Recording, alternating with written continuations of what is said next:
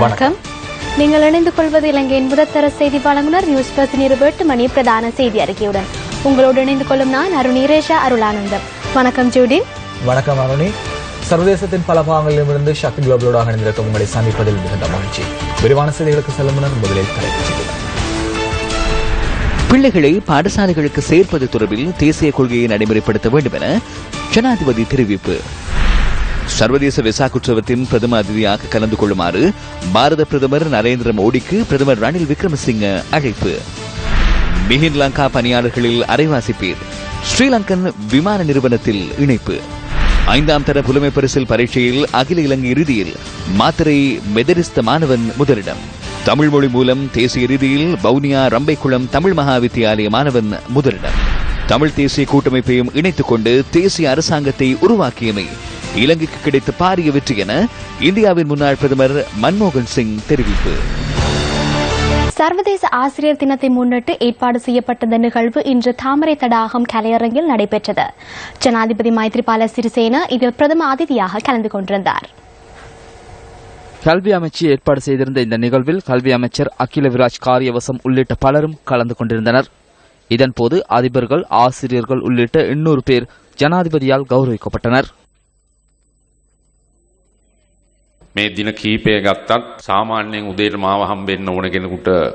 குறிப்பாக இந்த தினங்களில் காலை வேளையில் மக்களை என்னை சந்திப்பதற்கான சந்தர்ப்பத்தை வழங்கியுள்ளேன். பிள்ளைகளை பாடசாலையில் இணைத்துக் கொள்வது தொடர்பில் சில பெற்றோர்கள் இன்று என்னை சந்தித்தனர். நான் மக்கள் மத்திக்கு செல்லும் போது ஒரு இளம் தாய் எனக்கு அருகில் வந்து உரத்த குரலில் ஒரு விடயத்தை கூறினார். ஜனாதிபதியே, உங்களை சந்திக்க வேண்டும் என்றுதான் கடவுளிடம் பிரார்த்தனை செய்து கொண்டதாக கூறினார். அந்த வழிபாட்டின் பிரதிபலனாகவே இன்று என்னை சந்திக்க கிடைத்ததாக தெரிவித்தார். அதேபோன்று தனது பிள்ளையை பாடசாலைக்கு அனுமதிக்க வாய்ப்பு கிடைக்க வேண்டும் என வழிபட்டதாகவும் அவர் கூறினார். எனவே நான் என்னிடத்தில் ஒரு விடயத்தை கேட்டுக்கொண்டேன். மாணவர்களை பாடசாலைக்கு அனுமதிக்கும் கொள்கையில் எந்தளவு குறைபாடுகள் இருக்கின்றன. எனவே இது குறித்து ஒரு தேசிய கொள்கையை நடைமுறைப்படுத்துவது அவசியமாகும். மே පිළිබඳව පුළුල් ජාතික ප්‍රතිපත්තියක් ක්‍රියාත්මක කිරීම වහවහ අපි දකින අවශ්‍යතාවයක් කියලා හිතනවා. மிஹின் லங்கா நிறுவனத்தில் பணியாற்றிய 50 வீதமான ஊழியர்களை தமது நிறுவனத்துடன் இணைத்துக் கொள்வதற்கு ஸ்ரீலங்கன் விமான நிறுவனம் அறிவித்துள்ளது. வலயத்தின் மேலும் பல குறுந்தூர விமான சேவைகளை ஆரம்பிப்பதற்கும் தீர்மானித்துள்ளதாக இன்று நடைபெற்ற ஊடக சந்திப்பில் இந்த நிறுவனம் தெரிவித்திருந்தது. ஸ்ரீலங்கன் விமான நிறுவனம் கடந்த காலங்களில் அடைந்த நட்டம் குறைக்கப்பட்டுள்ள போதிலும் 2016ஆம் ஆண்டு மார்ச் மாதம் வரையான முதல் காலாண்டில் இந்த நிறுவனம் 9.03 பில்லியன் ரூபாய் நட்டமடைந்துள்ளது. இந்த பின்புலத்தில் 2013ஆம் ஆண்டு A350 ஏர்பஸ்களை கொள்வனவு செய்வதற்காக செய்து கொள்ளப்பட்ட உடன்படிக்கையை ரத்து செய்வதற்கு தீர்மானிக்கப்பட்டுள்ளது. எனினும் சட்டப்பூர்வமான உடன்படிக்கைக்கு ஏற்ப சில கொடுப்பனவுகளை செலுத்த வேண்டிய தேவை நிறுவனத்திற்கு ஏற்பட்டது. செலவுகளை குறைக்கும் நோக்கில் எதிர்வரும் நவம்பர் மாதத்திலிருந்து ஐரோப்பாவிற்கான விமான சேவைகளை இடைநிறுத்துவதற்கும் லண்டனுக்கான விமான சேவையை தொடர்ந்து முன்னெடுப்பதற்கும் தீர்மானிக்கப்பட்டுள்ளது. அத்துடன் விமான நிலையத்தின் செயற்பாட்டு நடவடிக்கைகளை வேறொரு நிறுவனம் மூலம் முன்னெடுப்பதற்கும் தீர்மானிக்கப்பட்டுள்ளது. இலாபத்தை ஈட்ட முடியுமான நாடுகளுக்கான விமான சேவைகளை அதிகரிப்பதற்கும் ஸ்ரீலங்கன் விமான நிறுவனம் தீர்மானித்துள்ளது. The decision was taken to integrate the Mihin route. மிஹின் Lanka நிறுவனத்தினால் முன்னெடுக்கப்பட்ட விமான சேவைகள் ஸ்ரீலங்கன் விமான நிறுவனத்துடன் இணைத்துக் கொள்வதற்கு தீர்மானிக்கப்பட்டுள்ளது. சில சந்தர்ப்பங்களில் நமக்கிடையில் போட்டித்தன்மை காணப்பட்டது. நவம்பர் மாதத்திலிருந்து குளிர்காலம் ஆரம்பமாக உள்ளது. மிஹின் லங்கா நிறுவனத்தில் 300க்கும் அதிகமான ஊழியர்களை பணியாற்றினர். அவர்களில் 50 வீதத்திற்கும் அதிகமானோர் ஸ்ரீலங்கன் விமான நிறுவனத்துடன் இணைக்கப்படுவர். ஏனைய ஊழியர்களின் பிரச்சினைகளுக்கு தீர்வு வழங்குவது தொடர்பில் ஆராய்ந்து வழங்குகின்றோம். புதிய விமான சேவைகள் தொடர்பில் நாம் கவனம் செலுத்தியுள்ளோம். மிஹின் லங்கா நிறுவனத்தின் விமான சேவையாக காணப்பட்ட லாகூருக்கான விமான சேவையை கடந்த வாரம் நாம் ஆரம்பித்தோம். அக்டோபர் மாத இறுதியில் மேலும் பல விமான சேவைகளை ஆரம்பிக்க உள்ளோம். மாலத்தீவிற்கான விமான சேவையும் அதில் உள்ளடங்குகின்றது.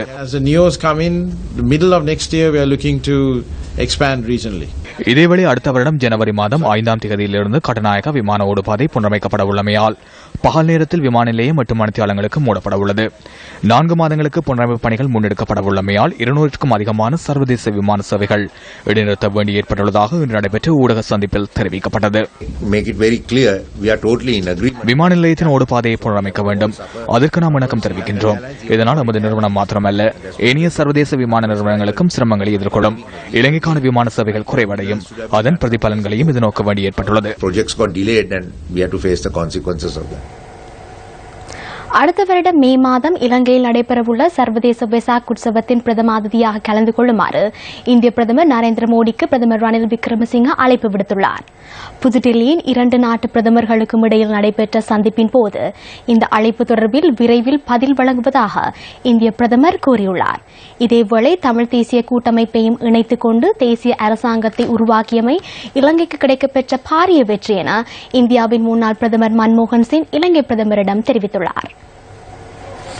புதுடில்லியின் ஹைதராபாத் மாளிகையில் இந்திய மற்றும் இலங்கை பிரதமர்களுக்கு இடையிலான சந்திப்பு நடைபெற்றதுடன் பின்னர் ராப்போசன விருந்துபசாரத்திலும் கலந்து கொண்டார். ராஜதந்திரத்திற்கு அப்பாற் சென்ற விசேட நட்புறவு இரு நாடுகளுக்கும் இடையிலான உறவுகளை பலப்படுத்துவதற்கு காரணமாக அமைந்துள்ளது என நரேந்திர மோடி குறிப்பிட்டுள்ளார். இந்து சமுத்திர பிராந்தியத்தில் சுதந்திரமாக கடல் பயணங்களை மேற்கொள்வதற்கான சூழலை ஏற்படுத்தி அமைதியான வலயமாக பேணிச் செல்ல வேண்டியதன் அவசியத்தையும் 2 நாடுகளினதும் பிரதமர்கள் வலியுறுத்தியுள்ளனர். பயங்கரவாதத்தை ஒழித்து சமாதானத்தை நிலைநாட்டும் முயற்சிக்கு சார்க் வலயத்தில் உள்ள அனைத்து நாடுகளினதும் பங்களிப்பை பெற்றுக் கொள்வதற்கான இயலுமை குறித்தும் இந்த பேச்சுவார்த்தைகளின் போது ஆராயப்பட்டுள்ளது. சார்க் அமைப்பு எதிர்நோக்கியுள்ள சிக்கல் நிலை தொடர்பிலும் இந்த சந்திப்பின் போது கவனம் செலுத்தப்பட்டுள்ளது. இந்திய இலங்கை மீனவர் பிரச்சினை தொடர்பிலான பேச்சுவார்த்தையை நவம்பர் மாதம் 5ஆம் தேதி புதுடில்லியில் நடத்தவும் இந்த பேச்சுவார்த்தைகளின் போது தீர்மானிக்கப்பட்டுள்ளது. இந்திய வெளியுறவுத்துறை அமைச்சர் சுஷ்மா ஸ்வராஜ், காங்கிரஸ் கட்சியின் தலைவர் சோனியா காந்தி, முன்னாள் பிரதமர் மன்மோகன் சிங் ஆகியோரையும் சந்தித்து பிரதமர் ரணில் விக்ரமசிங்க பேச்சுவார்த்தை நடத்தியுள்ளார். தமிழ் தேசிய கூட்டமைப்பு, மக்கள் விடுதலை முன்னணி உள்ளிட்ட அனைத்து கட்சிகளையும் ஒன்றிணைத்துக் கொண்டு தேசிய அரசாங்கத்தை உருவாக்கியமை இலங்கைக்கு கிடைத்த பாரிய வெற்றி என இதன்போது இந்தியாவின் முன்னாள் பிரதமர் மன்மோகன் சிங் தெரிவித்துள்ளார். இலங்கையின் புதிய அபிவிருத்தி செயற்பாடுகள் மற்றும் வலயத்தின் ஏனைய விவகாரங்கள் தொடர்பிலும் இங்கு கலந்துரையாடப்பட்டுள்ளன. இரு நாடுகளுக்கும் இடையிலான உறவுகளை மேலும் வலுப்படுத்தும் வகையில் இந்திய அரசாங்கம் தொடர்ந்தும் செயற்படும் என இந்திய வெளிவிவகார அமைச்சர் சுஷ்மா ஸ்வராஜ் தெரிவித்துள்ளார். இந்தியாவின் முதலீட்டாளர்கள் இலங்கையில் முதலீடு செய்வதற்கு ஆர்வமாக உள்ளதாகவும் இரு நாடுகளுக்கும் இடையிலான மீனவர் பிரச்சினையை தீர்ப்பதற்கு விரைவில் நடவடிக்கை எடுக்க வேண்டும் எனவும் இந்திய வெளிவிவகார அமைச்சர் மேலும் தெரிவித்துள்ளார்.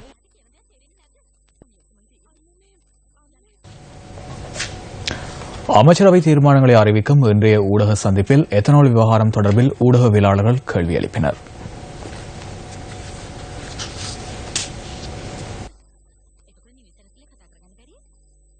இது தொடர்பான மேலதிக விவரங்களை தொடரும் நியூஸ் ஃபர்ஸ்டின் பிரதான செய்திகளில் எதிர்பாருங்கள். கிராமங்களில் மக்கள் எதிர்நோக்கும் பொது பிரச்சினைகள் தொடர்பில் கிராம மக்கள் தொடர்ந்தும் மக்கள் சக்தி திட்டத்திற்கு அறிவித்து வருகின்றனர். அவ்வாறான ஒரு பிரச்சினை தொடர்பில் ஆராய்வதற்காக மக்கள் சக்தி குழுவினர் இன்று பலப்பேட்டியை நோக்கி பயணித்தனர்.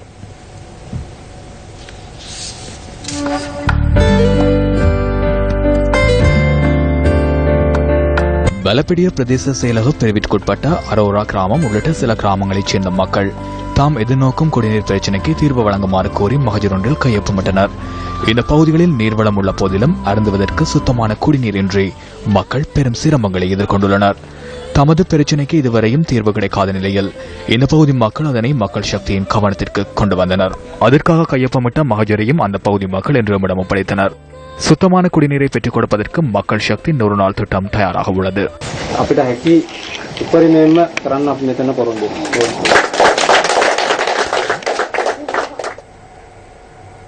அமைச்சரவை தீர்மானங்களை அறிவிக்கும் இன்றைய ஊடக சந்திப்பில் எத்தனால் விவகாரம் தொடர்பில் ஊடகவியலாளர்கள் கேள்வி எழுப்பினர்.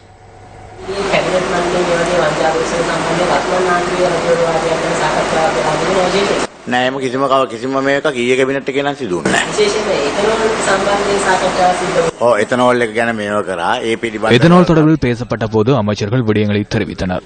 நேற்று வர்த்தக அமைச்சரின் செயலாளரும் அமைச்சரவை கூட்டத்தில் கலந்து கொண்டிருந்தார். தானே விலைமன சபையின் தலைவர் எனவும் அந்த பொறுப்பை முழுமையாக தான் ஏற்றுக்கொள்வதாகவும் அவர் கூறினார். මේකේ ටෙන්ඩර් බෝඩ් එකේ සභාපතිවරයා විදියට හිටියේ. அம்பாறை நிந்தவூர் பிரதேச மீனவர்கள் இன்று கவனஈர்ப்பு போராட்டத்தில் ஈடுபட்டனர்.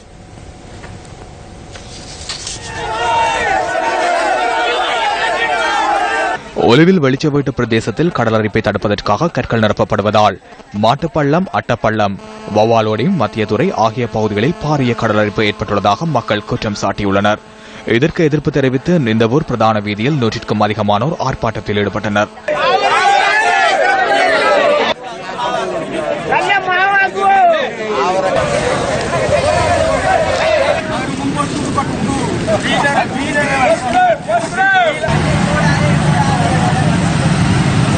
சகல எம்பிக்களும் அனைத்து எம்பிக்களும் பாவாடு உடனடியாக இந்த ஆர்ப்பாட்டத்துக்கு பிறகு எல்லாரும் ஒரு முடிவுக்கு வந்து இந்த ஆவரை கிளப்பம் வரைக்கும் நாங்கள் போராடுவோம். அலைகள் வலை போடையில் அது 300 மீட்டர் கடல் வந்ததால் கரை வலை போடையில் அது கல்லுகள் மீன் மடிகள் பிக்கிக் கொண்டிருக்கின்றது. மீனவர்கள் வாழ்க்கை தரங்கள் சாதமாக பாழடைஞ்சது. மீனவர்கள் நிலை மிச்சம் கவலைக்குரியமாக இருக்கிறது. அஸ்ராபின் தலைவர் அவர காலத்தில் நடந்தது.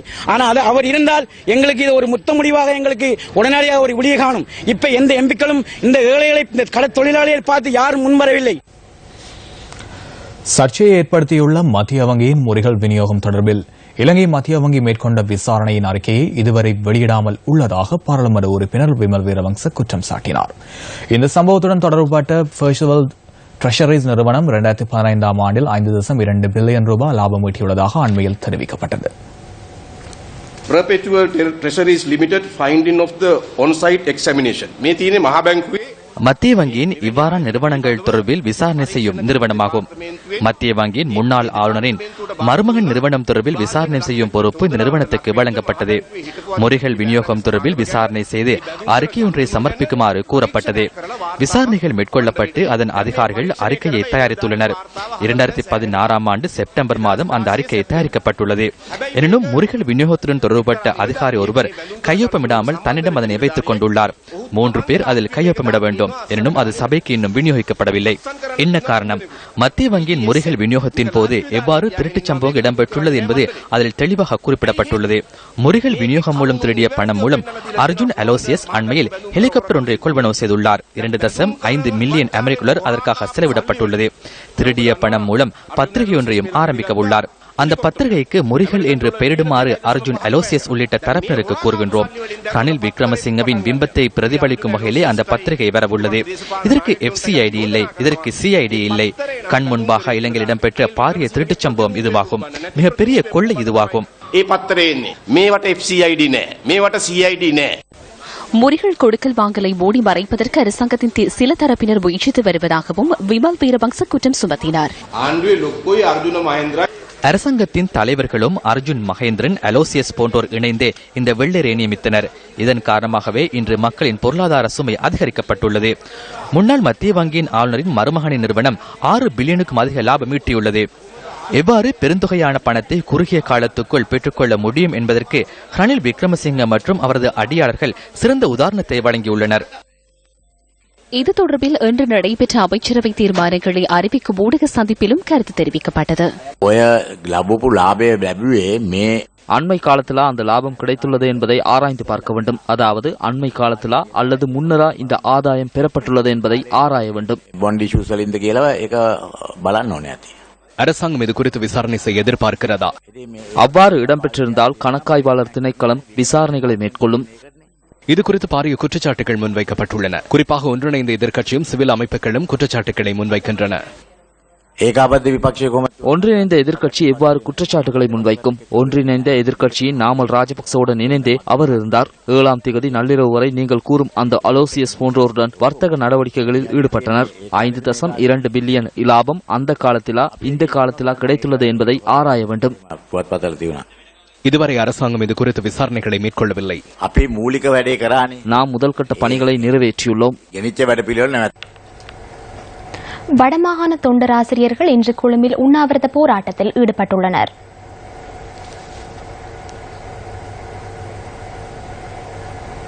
ஆசிரியர்களுக்கான நிரந்தர நியமனத்தை நேர்முக தேர்வின் மூலமே வழங்க வேண்டும் என கோரிக்கை விடுத்து கல்வி அமைச்சுக்கு முன்னால் இந்த போராட்டம் முன்னெடுக்கப்பட்டது. கல்வி அமைச்சின் முன்பாக இந்த பெரிய ஒரு உண்ணாவிரத போராட்டத்தை ஆரம்பித்திருக்கிறோம்.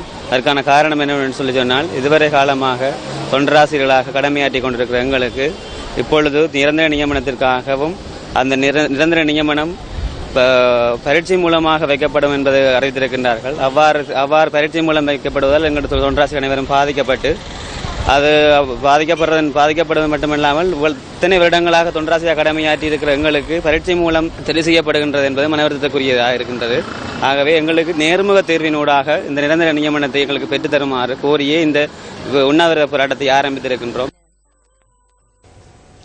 கிழக்கு மாகாண முன்னாள் முதலமைச்சர் சிவனேசதுரை சந்திரகாந்தன் உள்ளிட்ட 4வரின் விளக்கமறியல் மீண்டும் நீடிக்கப்பட்டது.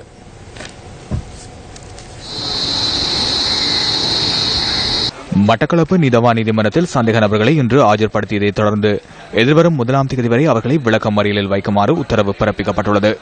மாணிக்கவாசகர் கணேசராஜாவினால் இந்த உத்தரவு பிறப்பிக்கப்பட்டுள்ளது. இதேவேளை சந்தேக நபர்களில் ஒருவரான கலீல் என்பவரின் மாமனார் உயிரிழந்துள்ளதாகவும் மரணச் சடங்குகளில் அவர் பங்கேற்பதற்கு அனுமதி வழங்குமாறும் நீதவானிடம் விண்ணப்பம் சமர்ப்பிக்கப்பட்டுள்ளது. தமிழ் தேசிய கூட்டமைப்பின் முன்னாள் பாராளுமன்ற உறுப்பினர் ஜோசப் ராஜசிங்கம் கொலை செய்யப்பட்டமை தொடர்பில் கிழக்கு மாகாண முன்னாள் முதலமைச்சர் உள்ளிட்ட சந்தேக நபர்கள் குற்றப்புலனாய்வு பிரிவினரால் கைது செய்யப்பட்டமை குறிப்பிடத்தக்கது.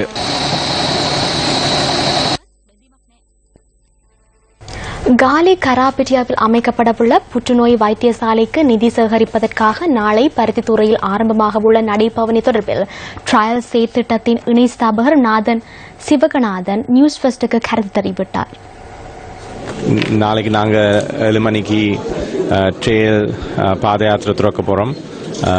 பாயிண்ட் பெட்ரோலிருந்து கோலுக்கு போய் மாத்திரையில் முடிப்போம். 670 கிலோமீட்டர் 28 நாள் நாங்கள் நடக்க போகிறோம். 750 மில்லியன் ருபீஸ் நாங்கள் கலெக்ட் பண்ணணும் இந்த கேன்சர் ஹாஸ்பிட்டல் ஒன்று கட்டுறதுக்கு கராபிட்டியில். பெட்ஸ் பத்தாது, பேர் 2 பேர் ஒரு பெட்டில் இருப்பாங்க. அது மாதிரி தான் தெல்லிப்பளையம் முந்தி டீச்சிங் ஹாஸ்பிட்டலில் கேன்சர் யூனிட் இருந்தது. அதை பார்த்து தான் நாங்கள் கராபிட்டிக்கு ஹெல்ப் பண்ணணும்னு பார்த்தோம். 7 மணி நடங்க, ஒரு நாளாவது 2 நாளாவது, மற்றது ஒரு நாளைக்கு 24 கிலோமீட்டருக்கு கிட்ட நடப்போம். இது ஒரு புற்றுநோய் சரியான கஷ்டமான டிசீஸ். அதுக்கு உங்களோட ஃபேமிலி சப்போர்ட் கணக்கு தேவைப்படும். அதால தான் தெல்லிப்பள்ளையில் ஹாஸ்பிட்டல் கட்டணும். இன்னைக்கு பார்க்க ஒரு 60% ஆட்கள் வீட்டை போகிறாங்க ட்ரீட்மெண்ட் எடுத்துட்டு. எங்களோட வெப்சைட் www.trailsl.com. 7 மணி ஒரு நாளாவது நடங்க எங்களோட. உழைப்பிற்கேற்ற ஊதியத்தினை வழங்குமாறு கோரி 10வது நாளாகவும் இன்றும் மலையகத்தின் பல்வேறு பகுதிகளில் போராட்டங்கள் வலுப்பெற்றன. மடுல்சீமை நகரில் 2000க்கும் அதிகமான தொழிலாளர்களினால் இன்று காலை கவனஈர்ப்பு போராட்டம் முன்னெடுக்கப்பட்டது. பதுளை மடுல்சீமை பிரதான வீதியினை மறித்து போராட்டம் முன்னெடுக்கப்பட்டது.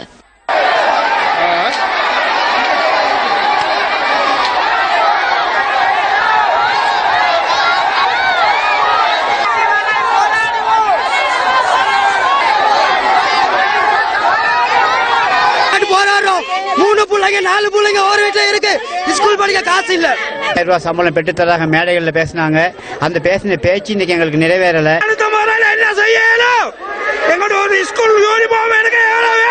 ஊபா ஐலண்ட் உட்பட 6 தோட்டங்களைச் சேர்ந்த 700 பேர் பண்டரவளை வீதியில் இறங்கி தமது ஆதங்கத்தினை வெளிப்படுத்தினர். இதேவேளை பதுளை பசறை பிரதான வீதியினை மறைத்து தோட்ட தொழிலாளர்களினால் போராட்டம் முன்னெடுக்கப்பட்டது.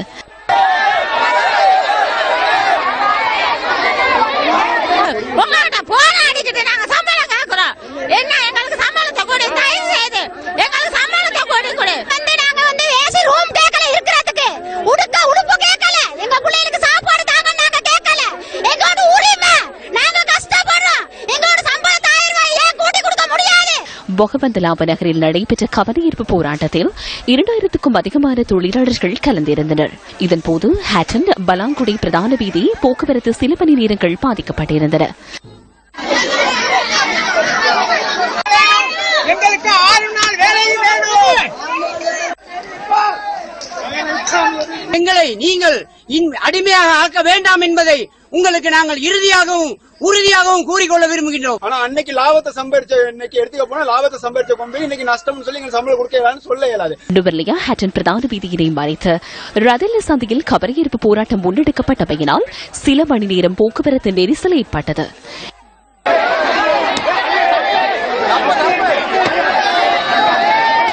மாத்தளை மிட்லண்ட் நகரில் சுமார் 4 தோட்டங்களைச் சேர்ந்த தொழிலாளர்கள் சம்பள உயர்வை வலியுறுத்தி ஆர்ப்பாட்டத்தில் ஈடுபட்டிருந்தனர். இதன்போது கருப்பு கொடிகள் ஏந்தி தமது ஆதங்கங்களை வெளிப்படுத்தியிருந்தனர்.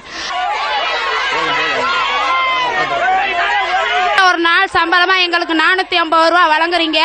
அந்த 450 ரூபாயில அந்த நாங்க 3 நாள் 4 நாள் வேலை செஞ்சு நாங்க சாப்பிடுறதா, எங்க பிள்ளைகளை பாடசாலைக்கு அனுப்புறதா. கண்டி பண்பில பகுதியில் சம்பள உயர்வை கோரி கவனஈர்ப்பு போராட்டம் முன்னெடுக்கப்பட்டது.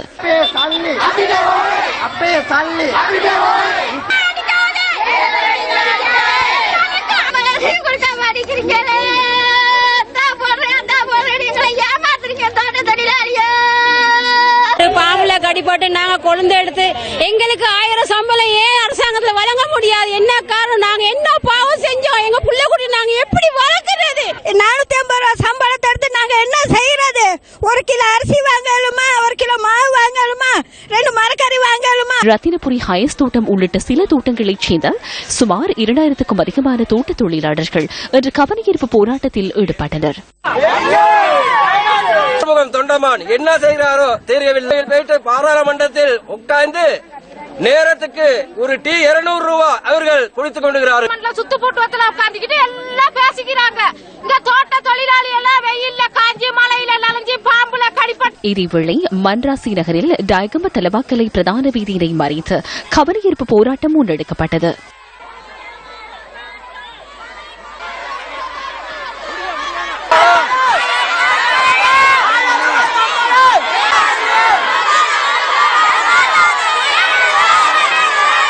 உடுப்புஸ்தலாப நகரில் சுமார் 2 மணி நேரங்களில் சம்பள உயர்வை கோரி கவனஈர்ப்பு போராட்டங்கள் முன்னெடுக்கப்பட்டன.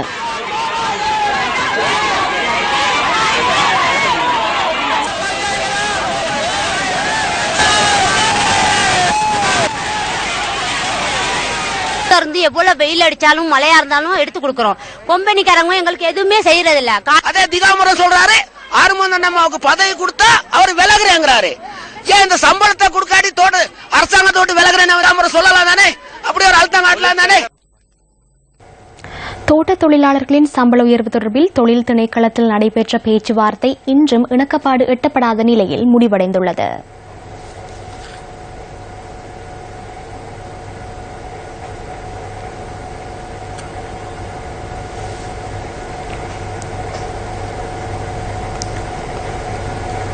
தொழில் மற்றும் தொழிற்சங்க உறவுகள் அமைச்சர் WDJ செனவிரத்ன, தேசிய தோட்ட தொழிலாளர் சங்கம், இலங்கை தொழிலாளர் காங்கிரஸ் உள்ளிட்ட தொழிற்சங்கங்களின் பிரதிநிதிகள் இன்றைய பேச்சுவார்த்தையில் கலந்து கொண்டிருந்தமை குறிப்பிடத்தக்கது.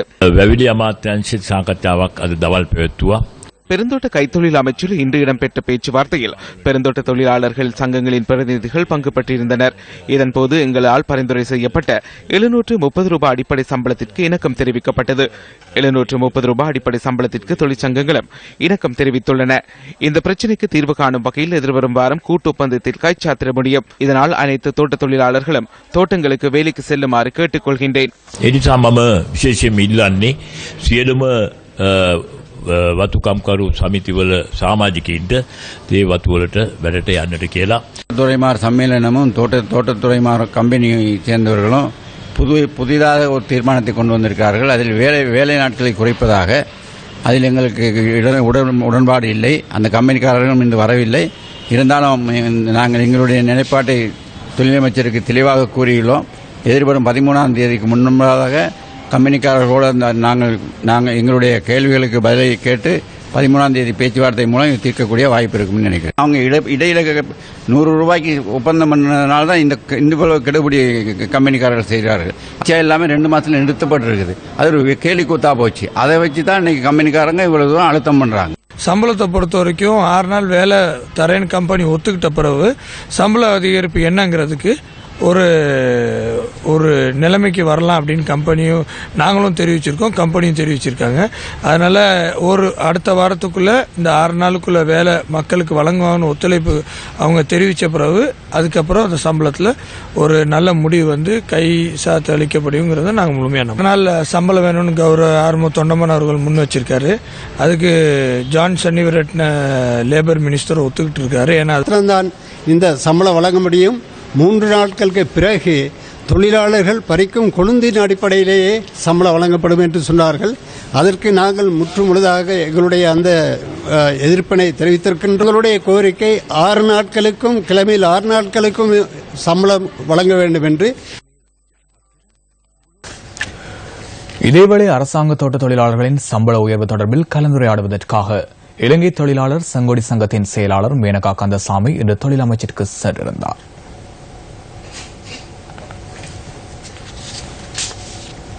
ஆனால் இடையில தொழில் திணைக்களத்தில் இருந்தும் தொழில் அமைச்சில் இருந்தும் பிரதிநிதிகள் வந்து எங்களுடைய போராட்டத்தை இடைநிறுத்துமாறும் இதற்கான உடனடியான பேச்சுவார்த்தை நடத்தப் போவதாகவும் எங்களை அழைத்தார்கள். அதற்கிணங்க இன்று பேச்சுவார்த்தை நடைபெற்றது.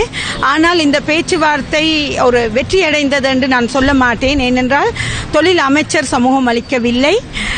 கூட்டு ஒப்பந்தம் தொடர்பாக இன்று நாம் பேச்சுவார்த்தைக்கு வருவதற்கு முன்னல் முடிப்போம் என்று கூறினார்கள். இதுவரை கூட்டு ஒப்பந்தம் ஒரு தீர்வுக்கு வரவில்லை. எனவே இன்றைய கலந்துரையாடல் ஒரு ஆரம்பமாக நாங்கள் பார்க்கின்றோம். எங்களுக்கு இதில் பூரண திருப்தி இல்லை. பல மைல்களுக்கு அப்பால் இருந்து வந்த தொழிலாளர்கள் வெளியிலே நிறுத்தப்பட்டிருந்தார்கள். அவர்கள் கலந்துரையாடலுக்கு நேற்று இணக்கம் தெரிவித்தும் இன்று சேர்க்கவில்லை, வெளியிலே நிப்பாட்டி வைத்திருந்தார்கள். இவர்கள் கூறியபடி கலந்துரையாடல்கள் ஒழுங்காக நடைபெறாவிட்டால் நாங்கள் தொழிலாளர்கள் பலத்தை காட்டுவோம். நேற்று தொழில் அமைச்சில் இடம்பெற்ற தோட்ட தொழிலாளர்களின் சம்பள பேச்சுவார்த்தையின் போது பாராளுமன்ற உறுப்பினர் ஆறுமுகம் தொண்டமான் காரசாரமான விதத்தில் ஈடுபட்டிருந்தார்.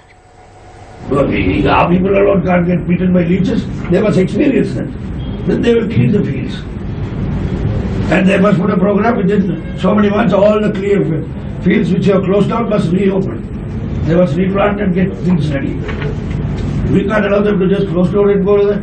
The government gave it to you, all the fertile tea lands. Now you have shut down half your fields. Who's responsible for that? You. And the government gave you, there are so many number of trees. Who has taken the money? Did you give the government? No. You have taken it. So who's responsible for that? You enjoy all the benefits and now you want to give us 4-day work and less pay. That is joke, no? So will the same apply to the superintendent? Will you pay 2 days less? Will the CEO take 2 days pay cut? No, sir. Will you take? No, sir, not a pay cut. No, it's like a pay cut. I'm getting reduced pay. I will not take it. இதேவேளை தோட்ட தொழிலாளர்களின் சம்பள பிரச்சினை தொடர்பிலும் இன்றைய அமைச்சரவை தீர்மானங்களை அறிவிக்கும் ஊடக சந்திப்பில் கேள்வி எழுப்பப்பட்டது.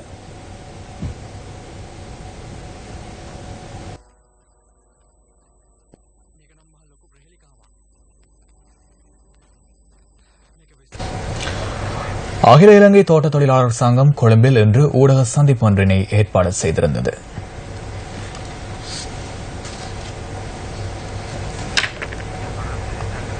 இது தொடர்பான விவரங்களை தொடரும் நியூஸ் ஃபர்ஸ்டின் பிரதான செய்திகளில் எதிர்பாருங்கள். தரம் 5 புலமை பரிசில் பரீட்சையில் தமிழ் மொழியில் 1ஆம் இடத்தை வவுனியா இரம்பைக்குளம் தமிழ் மகா வித்தியாலய மாணவன் பெற்றுக் கொண்டார். திருகோணமலை ஸ்ரீ கோணேஸ்வரா இந்து கல்லூரி மாணவன் மற்றும் யாழ் இந்து ஆரம்ப பாடசாலை மாணவி ஆகியோர் தமிழ் மொழி மூலம் மாணவர்கள் வரிசையில் 2ஆம் இடத்தை பிடித்துள்ளனர். தரம் 5 புலமை பரிசில் பரீட்சையில் 195 புள்ளிகளை பெற்று தமிழ் மொழி மூலம் 1ஆம் இடத்தையும் அகில இலங்கை ரீதியில் 2ஆம் இடத்தையும் வவுனியா இரம்பைக்குளம் தமிழ் மகா வித்தியாலய மாணவன் கோகுலதாசன் அபிஷேகன் பெற்றுள்ளார். 1ஆம் இடம் பெறுவதற்காக நான் வீட்டு வேலைகளை தினமும் செய்தேன். சந்தேகங்களை உடனே ஆசிரியரிடம் கேட்டு தீர்த்துக் கொள்வேன். வாசிப்பு திறன் என்னோட அதிகமாக இருந்தமையாலும் நான் அதிக புள்ளிகளை பெற முடிந்தது. தரம் 5 2016ஆம் ஆண்டு நடைபெற்ற புலமை பரிசில் பரீட்சையில் அபிஷேகன் கோகுலதாஸ் அவர்கள் தேசிய மட்டத்திலே 1வது இடத்தை பெற்றதையிட்டு நான் பெருமகிழ்வு அடைகின்றேன். பாடசாலை சமூகமும் இன்றைய நாளிலே மகிழ்ந்து நிற்கின்றது. யாழ் இந்து ஆரம்ப பாடசாலை மாணவி உமாசங்கர் ஜாயனி 194 புள்ளிகளை பெற்று தமிழ் மொழி மூல மாணவர்கள் தரவரிசையில் 2ஆம் இடத்தை பெற்றுள்ளார். எனது இந்த வெற்றிக்கு எனது பெற்றோர்கள் மற்றும் எனது தரம் 5 ஆசிரியர் மற்றும் எனது உறவினர்கள் எனது அண்ணன் ஆகியோர் பெரும் உதவியினை செய்தனர். இவ்வெற்றிக்கு என்னை ஊக்குவித்த அனைவருக்கும் எனது மனமார்ந்த நன்றிகள். இவரிடம் தரம் 5 புலமை பரிசிலே 194 புள்ளிகளை பெற்று யாழ் மாவட்டத்திலே 1வது இடத்திலேயும் மாகாண மட்டத்திலே 2ஆம் இடமும் தேசிய மட்டத்திலே 10 இடங்களுக்குள்ளேயும் தனது இடத்தை தக்க வைத்துக் கொண்ட ஜெயனி அவர்கள் இணைப்பாட விதான செயற்பாடுகளே மிகுந்த ஆர்வமுடையவர். கற்றலை மட்டுமே நோக்கமாக கொள்ளாமல் கற்றலோடு இணைப்பாட விதான செயற்பாடுகளையும் தங்கள் கவனத்தை செலுத்துவதன் மூலம் எதிர்கால வாழ்க்கைக்கு சிறந்த ஒரு அடித்தளத்தை தோற்றிய 3 லட்சத்துக்கும் அதிகமான பரீட்சார்த்திகளில் ரதம்பல ஊர்கமுவ மெத்தடிஸ்ட் கனிஷ்ட பாடசாலையை சேர்ந்த நிரான் சமரவிக்ரம 196 புள்ளிகளை பெற்று அகில இலங்கை மட்டத்தில் 1ஆம் இடத்தை பெற்றுள்ளார். மாத்தறை மாவட்டத்தின் ரதம்பல கிராமத்தில் ஊருகமுவ மெதடிஸ்ட் கனிஷ்ட பாடசாலை அமைந்துள்ளது. ரதம்பல, கலகம, இகலமுலல், தந்தேனியா ஆகிய கிராமங்களைச் சேர்ந்த 416 மாணவர்கள் இந்த பாடசாலையில் கல்வி கற்கின்றனர். மிகவும் சிரமத்திற்கு மத்தியில் இங்கு மாணவர்கள் கல்வியை தொடர்வதுடன் மாணவர்களுக்கு விளையாடுவதற்கு மைதானம் ஒன்றும் இல்லை என்பது குறிப்பிடத்தக்கது.